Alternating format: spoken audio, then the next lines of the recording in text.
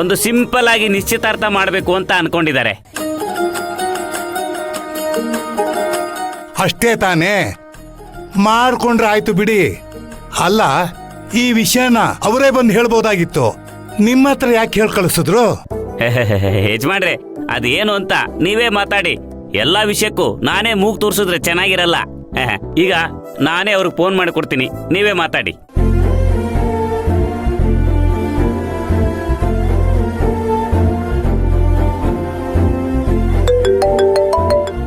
Hello, ಹೇಳ್ಮಣಿ.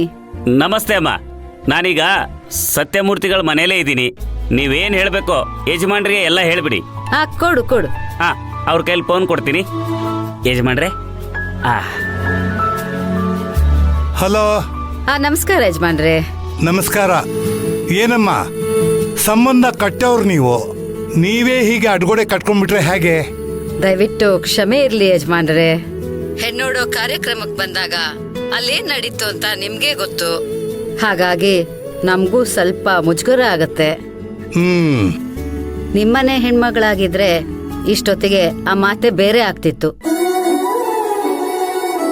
ಈಗ ಮದ್ವೆಗೆ ಮಾತುಕತೆಗೆ ಅಂತ ಅಲ್ಲಿ ಬಂದ್ರೆ ನಿಮ್ಮನೆ ಮಗಳಿಗೂ ಬೇಜಾರಾಗತ್ತಲ್ವಾ?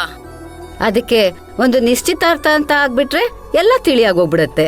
ನೋಡಿಮ್ಮ, ನನಗೆ ರುಕ್ಮಿಣಿ ಬೇರೆ ಅಲ್ಲ, ಭೂಮಿ ಬೇರೆ ಅಲ್ಲ, ಇಬ್ರು ನಮ್ಮ ಮಕ್ಕಳೇ. ಈ ವಿಚಾರದಲ್ಲಿ ರುಕ್ಮಿಣಿಗೆ ಯಾವುದೇ ತರ ಬೇಜಾರಿಲ್ಲ, ನೀವು ತಪ್ಪು ತಿಳ್ಕೊಬೇಡಿ.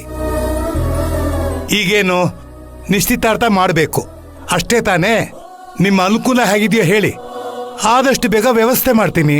ಅಯ್ಯೋ, ಇದು ನಮ್ಮನ್ನು ಕೇಳಿ ಮಾಡುವಂತದ್ದೇನಿದೆ ಯಜಮಾನ್ರೆ?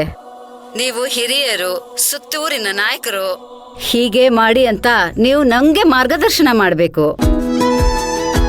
ನೀವೇ ಒಂದು ಡೇಟ್ ನೋಡಿ ನಮಗೆ ತಿಳಿಸಿ, ನಾವು ಕುಟುಂಬ ಸಮೇತ ಬಂದ್ಬಿಡ್ತೀವಿ.